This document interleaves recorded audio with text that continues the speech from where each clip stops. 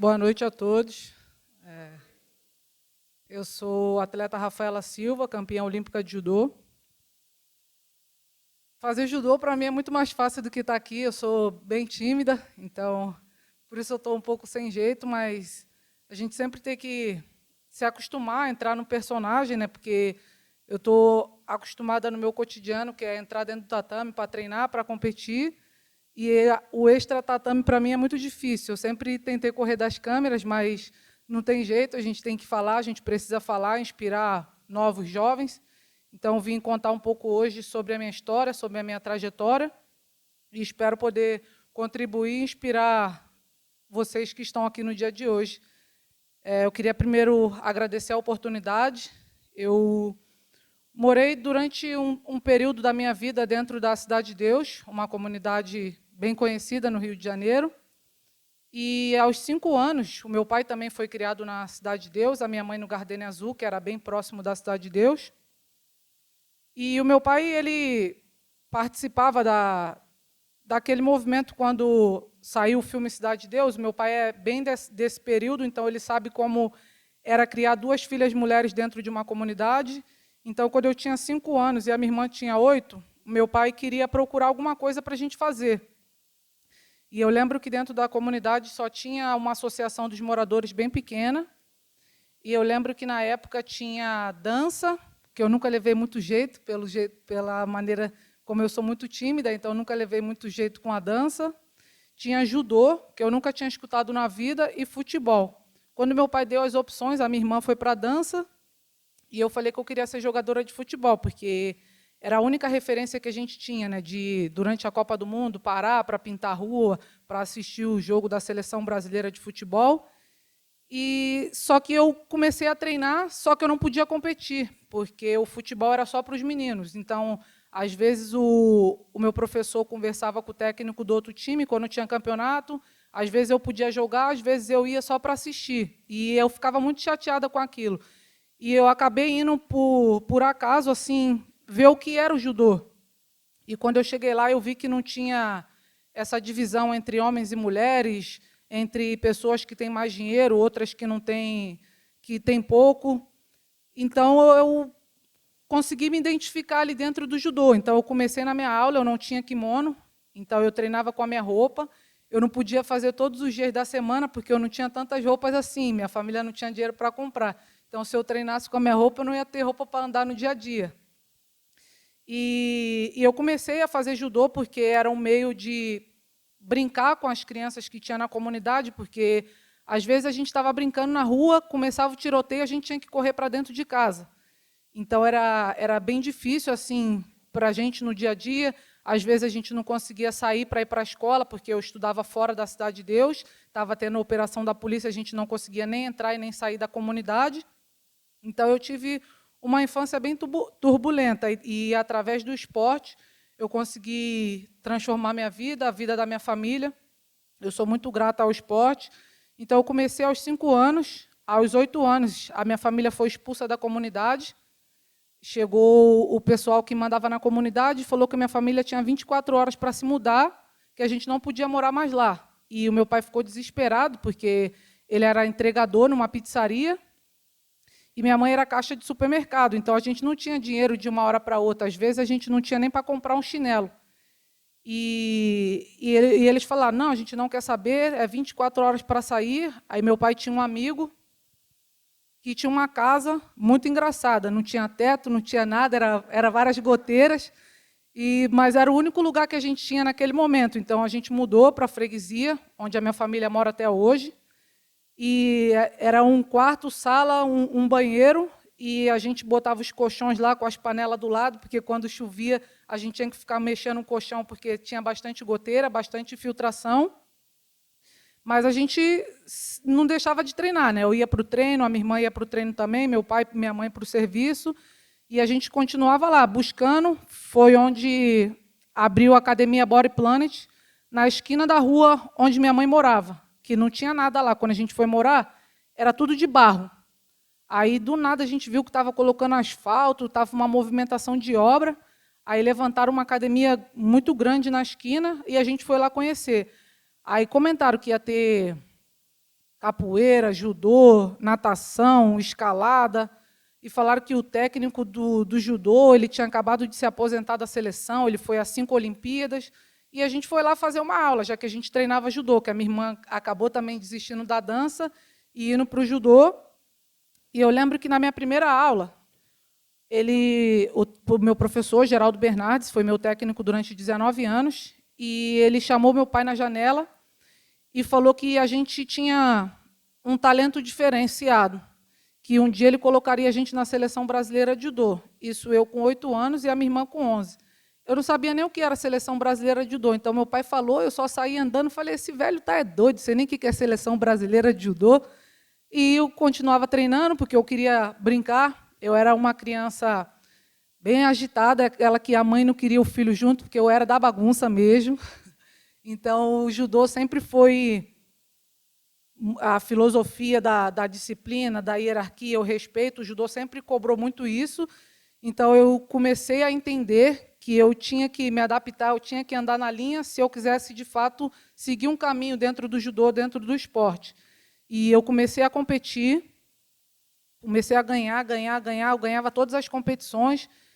E eu lembro que, na primeira oportunidade, a minha irmã começou a viajar primeiro, porque ela era mais velha, tinha competição que, para a idade dela, tinha, e para a minha não tinha. E eu começava a perguntar, pô, nunca tem para a minha idade, nunca vou conseguir. Ele falou que eu ia chegar, não tem nada de competição para mim.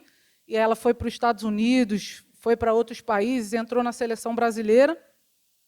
Até que chegou meu momento, fui para minha primeira viagem nacional, eu fui para Natal, no Campeonato Brasileiro, e, na época, aos 13 anos, se você é campeã brasileira, você vai para o Pan-Americano, se você é vice, você vai para o Campeonato Sul-Americano. E eu ganhei o Campeonato Brasileiro, e, faltando 2 semanas para eu ir para a Venezuela, tirei meu passaporte, vacina de febre amarela, estava me achando, né? Nunca imaginei que eu fosse conhecer São Paulo, porque minha família não tinha dinheiro nem para um chinelo, e eu ia sair do país. Eu estava lá, fui para o treino, aí, durante um treino, um menino me empurrou na parede. Aí eu encostei minha mão na parede, e ele se jogou nas minhas costas. Quando ele se jogou nas minhas costas, eu só escutei um estalo. Quando eu olhei o meu kimono todo torto, ele quebrou meu braço, e eu fiquei fora da competição. Eu falei para o professor, pô, professor, o senhor falou que minha hora ia chegar, que eu ia chegar na seleção, e toda vez que chega perto, acontece alguma coisa e eu não consigo ir. Então, desde muito nova, eu tive que aprender a me levantar, a me reerguer. E era muito difícil, porque eu via as crianças da minha idade brincando na rua, comendo um bolo no dia do aniversário, e, desde muito nova, eu tive que aprender a abrir mão disso, porque no judô a gente tem 7 categorias de peso, e até o ano de 2024, eu lutava na categoria até 57 quilos, só que no meu dia a dia eu pesava 65, 66 quilos. Então, para cada competição, eu tinha que perder ali uns 8 quilos, pelo menos. Então, normalmente, o Campeonato Pan-Americano sempre acontece em abril, o Pan-Americano de Judô, e exatamente na semana do meu aniversário. Então, durante muitos anos, eu não consegui comer um pedaço de bolo, porque eu tinha que dar o peso. Não conseguia tomar um copo de água, porque, se a gente hidratar, vai dar o peso a mais ali na balança. Só que eu, desde muito nova, eu coloquei um objetivo que eu queria me tornar uma campeã olímpica.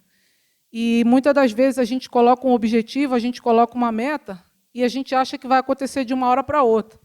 E eu comecei a treinar judô aos 5 anos, e só aos 24 anos que eu realizei o meu sonho de me tornar uma campeã olímpica. Então, eu tive que trabalhar, abdicar de muitas coisas, deixei de participar de muitas coisas da minha família, na minha parte pessoal. Então, foram 19 anos abdicando de muita coisa, mas hoje eu estou aqui, eu não me arrependo de nada, porque, como eu falei, a minha família nunca teve muita coisa. E eu vi que, através do esporte, eu poderia proporcionar muitas coisas para a minha família. A casa da minha família, que era muito engraçada, não tinha teto, não tinha nada, eu consegui reformar a casa dos meus pais, eu consegui comprar um carro para o meu pai, hoje eu tenho a minha casa, eu tenho o meu carro, e tudo através do esporte, tudo através da minha dedicação, de não desistir do meu sonho. Eu lembro que, em 2012, aos 19 anos, eu fui para a minha primeira Olimpíada. e eu era a atual vice-campeã do mundo, e eu cheguei com uma esperança de trazer uma medalha para o Brasil. E, nas oitavas de finais, eu fui eliminada com um golpe que alguns árbitros entenderam que foi válido, outros entenderam que eu precisava esperar mais alguns segundos para encostar na perna da minha adversária, e a decisão final foi que eu tinha que ser desclassificada, e acabei voltando sem medalha. E eu fiquei muito chateada, porque eu treinava já há 14 anos, e eu queria realizar o meu sonho, que era uma medalha olímpica, me tornar uma campeã olímpica. E, quando eu voltei para a Vila, eu peguei o meu celular, e eu queria falar com a minha família, com o meu treinador, e eu estava recebendo um monte de notificação, de mensagem, eu não estava entendendo. Eu falei, pô, eu nem tenho tantos amigos assim, como que eu estou recebendo tanta notificação? Aí, quando eu fui ver, eram as pessoas falando que lugar de macaco era na jaula, não era numa Olimpíada, que eu era vergonha para a minha família, que eu nunca venceria nada porque eu sou negra. E eu virei para o meu treinador, que ele foi assistir a competição, e eu perguntei para ele se aquilo dali era representar o Brasil numa Olimpíada, que, se fosse aquilo, eu não queria para mim. E foi onde eu falei para o professor, quando eu voltei para o Brasil, que eu não queria mais fazer judô. Então, foi muito difícil. Eu fiquei quase 8 meses sem fazer judô, sem pisar no tatame, até onde eu comecei a fazer trabalho com uma coach, que eu faço acompanhamento com ela até hoje. E eu lembro que uma das primeiras sessões que eu fiz com ela, ela pediu para eu fazer uma visualização, que era para eu me visualizar deitada no sofá da minha casa, vendo a Olimpíada do Rio acontecendo, e falar para ela o que eu estava sentindo. E eu falei para ela que eu estava me sentindo estranha, que eu sentia que eu ainda podia dar alguma coisa para o judô. E foi onde eu voltei a treinar, eu voltei a competir, e 9 meses depois da Olimpíada, que falaram que judô não era para mim, eu me tornei a primeira brasileira campeã mundial no Rio de Janeiro, em 2013. E, novamente, voltei a competir, voltei às competições, e eu tinha muito receio de entrar nas competições e ficar preocupada das pessoas me criticarem novamente por conta de uma derrota. Então, foi onde eu comecei a me afastar das redes sociais. Quando, normalmente, eu vou para a competição, para treinamento, eu fico praticamente off do meu celular, eu não sou de postar nada, de responder ninguém, todo mundo sabe que esse é o meu jeito, mas pós-competição, treino, eu estou sempre lá falando, respondendo.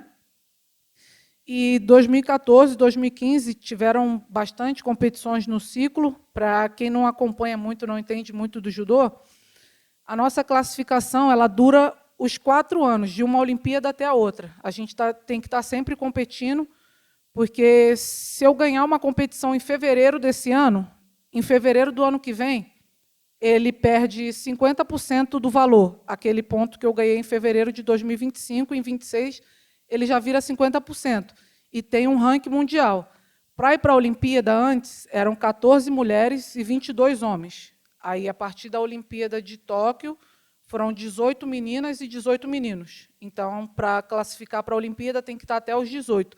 E, normalmente, essa lista, a Olimpíada acontece em julho ou agosto. Dia 30 de abril, a gente recebe a lista final de quem está classificado para a Olimpíada. Isso há meses da Olimpíada. Então, durante todos esses 4 anos, a gente está competindo. Se tiver alguma lesão ou algo que te afaste muito tempo, é muito difícil você se recuperar. E eu acabei passando por um período muito difícil novamente. Em 2019, eu fui suspensa por doping, e eu recebi a notícia que eu teria que ficar 24 meses afastada do judô. Eu não podia pisar em nenhuma academia, eu não podia ter contato com a minha irmã, porque ela é professora hoje no Instituto Reação, e eu não posso ter contato com ninguém que esteja vinculado à federação ao alto rendimento. Então, eu não podia nem conviver com a minha irmã durante 2 anos. E, para mim, foi muito difícil. Eu achei que a minha vida tinha acabado ali, porque, desde criança, eu fazia judô, e eu não conseguia me ver fora do judô. Então, chegou um momento que eu pensei em tirar minha vida, porque eu achei que eu não ia conseguir suportar esses 2 anos. Mas eu consegui, eu tentava me motivar, tinha dia que eu conseguia, eu ia para essas academias de bairro, fazia o que podia, o que dava. Eu ganhei 11 quilos, mas eu ainda tinha um objetivo de ir para uma Olimpíada novamente. Então, foi muito duro, mas eu consegui passar por esses 2 anos. E, no final de 2021, eu voltei a treinar, eu voltei a competir novamente. E, menos de um ano depois, eu me tornei campeã mundial de novo. E fui em busca da minha vaga olímpica para Paris 2024. Foi bem difícil, eu ganhei o Mundial em 2022. Em 2023, eu perdi a primeira luta do Campeonato Mundial em menos de 1 minuto. Em 2024, eu não participei do Campeonato Mundial, porque era 2 meses antes da Olimpíada. E como eu estava tirando muito peso, se eu perdesse o peso para lutar o Campeonato Mundial, eu não conseguiria chegar a 100% na Olimpíada, porque eu não conseguia, em 2 meses, fazer uma boa perda de peso. Então, eu tive que escolher entre um e outro, e eu escolhi a Olimpíada, quando saiu a classificação. E chegou na Olimpíada, muitas pessoas se questionando, porque quando eu fui suspensa, as pessoas falaram que o judô já tinha acabado para mim, que eu não conseguiria voltar, que eu não tinha mais idade para isso, que eu não conseguiria dar mais o peso. E eu me classifiquei, cheguei na Olimpíada como a 4ª do ranking mundial. Cheguei até a semifinal, acabei sendo eliminada por uma atleta da Coreia. Fui para a disputa do bronze, perdi novamente para um atleta do Japão e terminei aquela competição em 5º lugar. E eu fiquei arrasada, eu fiquei muito chateada, porque a gente treina tanto, a gente abdica de tantas coisas, e eu queria representar o Brasil da melhor maneira possível. E eu fiquei muito chateada, mas eu ainda tinha mais uma chance, que era na competição por equipe. Só que, para mim, sempre foi difícil esporte coletivo, porque depende de várias pessoas, não depende só de mim. Só que a gente via a cada dia, porque na Olimpíada é uma categoria de peso por dia. Então, a gente via os atletas saindo muito chateados, o tanto que a gente lutou, abdicou de tantas coisas durante tantos anos, porque a gente convive mais tempo com os atletas da seleção do que, de fato, com a nossa família. Teve um outro atleta do 90 quilos, que ele também foi para uma disputa do bronze, acabou perdendo, e a gente estava muito chateado, a gente começou a se reunir, a gente almoçava, jantava todo mundo junto lá na Vila Olímpica, e a gente tentava se motivar, mesmo não conseguindo, não tendo forças para motivar, a gente tentava tirar essa força que não tinha, e a gente sempre brincava, não, nem se a gente tiver que sair, brigar, bater em quem tem que esteja lá na frente, a gente vai embora para o Brasil com essa medalha. E a gente foi para a competição por equipe. Começou a competição, eu lembro que nas quartas de finais a gente perdeu para a Alemanha, e a gente voltou na repescagem, ganhamos a competição na repescagem, e no período da tarde a gente ia para a disputa do bronze contra a Itália. E a atleta da Itália, eu tinha lutado com ela durante os 4 anos, uma única vez, em março do ano passado, e eu tinha perdido para essa atleta. Mas eu treinei, estudei, porque eu sou uma pessoa que todo dia eu tento melhorar alguma coisa, eu tento aprimorar, eu vejo onde eu estou errando que eu possa melhorar. Então, eu estou sempre estudando as minhas adversárias, estudando as minhas lutas. Então, ela foi uma das atletas que eu estudei bastante para essa Olimpíada. E o Brasil abriu 3-1 na disputa por equipe, são 6 atletas que lutam. E daqui a pouco a Itália fez 3-2, 3-3 e empatou. Quando empata na competição por equipe, eles têm uma roleta com todos os pesos da equipe e eles vão decidir ali na roleta qual é o peso da equipe que vai entrar para disputar e já começa no Golden Score. Não é uma luta normal de 4 minutos e o tempo extra se ninguém fizer pontuação. No Golden Score, o primeiro ponto já acaba a luta. E na hora que a gente estava olhando no telão, eu lembro que teve alguns atletas que só falavam assim, tomara que não seja eu, tomara que não seja eu, tomara que não seja eu, porque, como eu falei, quando a gente entra no tatame para representar a gente, é mais fácil. Agora, quando você entra com a responsabilidade de mudar a vida de tantas pessoas, é mais complicado. E eu não sei porquê, não sei se por conta da minha preparação, da minha disciplina, do meu foco, eu estava preparada para o que der e vier. Então, eu lembro que, na hora que subiu para esperar o sorteio, eu falei, 5-7, 5-7. Eu estava pedindo o meu peso, porque eu queria entrar, eu queria definir aquela luta, porque eu vi o que todo mundo estava passando ali durante a Olimpíada. Nem todo mundo tem uma segunda chance de ir para uma nova Olimpíada, de ir para uma Olimpíada. São milhares e milhares de atletas tentando realizar esse sonho. Tem gente que aposenta para o esporte e não consegue esse feito. A competição por equipe é uma competição nova, que ela começou na Olimpíada de 2021. Então, hoje, a gente tem, mesmo perdendo no individual, a gente tem uma segunda chance na competição por equipe. E eu lembro que, logo quando começou a luta, eu consegui jogar minha adversária em menos de 14 segundos, e aí eles ficaram na dúvida se era ponto, se não era ponto, até esperar a definição dos árbitros, onde eles marcaram ponto. E eu lembro que, quando eu voltei para o Rio, eu estava feliz com aquela medalha, só que, ao mesmo tempo, eu ficava me questionando pela minha competição, pela campanha que eu fiz na competição do individual. E eu lembro que, quando eu voltei para o centro de treinamento, veio uma senhora que trabalhava lá, e ela falou assim, pô, Rafa, a gente estava aqui acompanhando a competição, quando você perdeu, o centro de treinamento ficou em luto, todo mundo ficou arrasado, ninguém conseguia trabalhar, mas é o destino, né? Porque você foi para aquela Olimpíada focada na sua medalha, na sua competição do individual. E, infelizmente, você não conseguiu uma medalha, você conseguiu 10, porque a gente conseguiu 10 medalhas naquela competição por equipe. Então, eu pude ter a oportunidade de mudar a vida, de mudar a história de 10 famílias que estavam ali na equipe junto comigo. E, quando ela me falou aquilo, eu consegui, de fato, receber a mensagem, de sentir o tamanho e a importância daquela medalha que a gente ganhou na competição ali no Por Equipe em 2024. Então, o que eu tenho para falar é que, independente do que as pessoas falam, do que você vai ver nas redes sociais, você tem que acreditar no teu sonho, você tem que perseverar. É duro, é chato, às vezes a gente está muito cansado, a gente não quer levantar, a gente quer descansar, a gente quer dormir mais 5 minutos. E eu lembro que, na minha preparação para a Olimpíada, em 2016, eu saía chorando do meu treino quase todos os dias, porque eu estava muito cansada, muito exausta, eu achava que eu não ia aguentar aquela preparação. Quando o despertador tocava, a minha primeira reação era desligar o despertador e fingir que eu não acordei.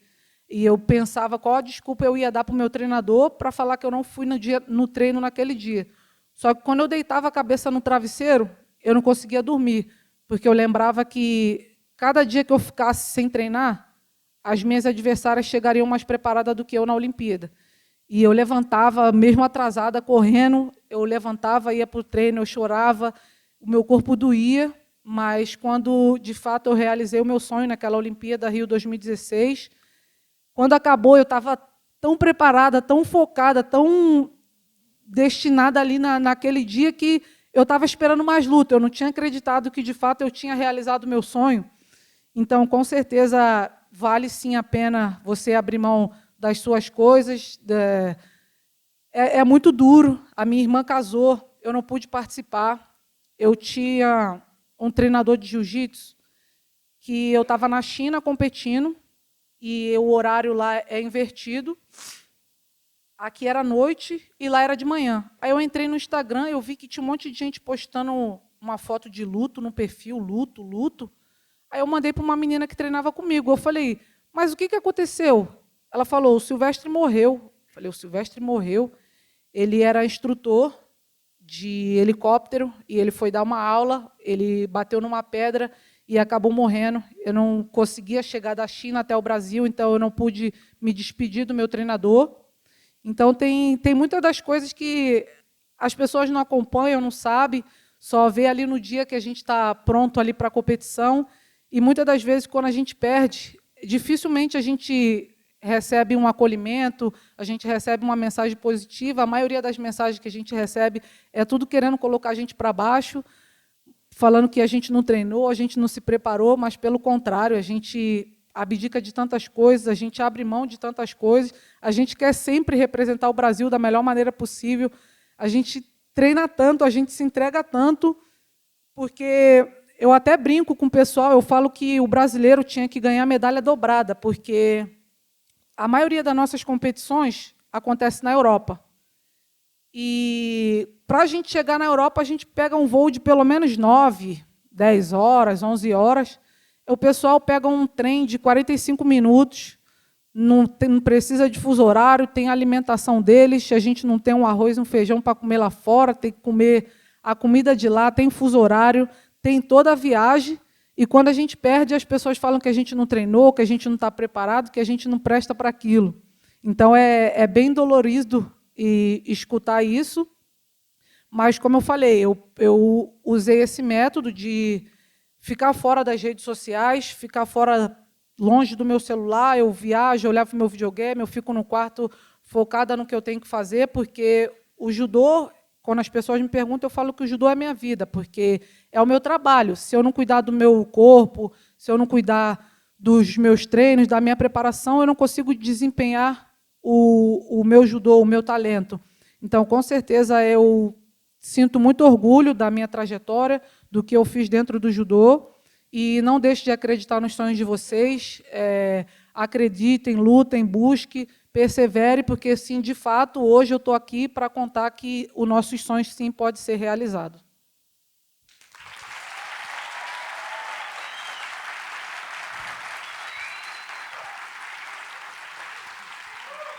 Obrigada. Parabéns. Obrigada. Foi lindo.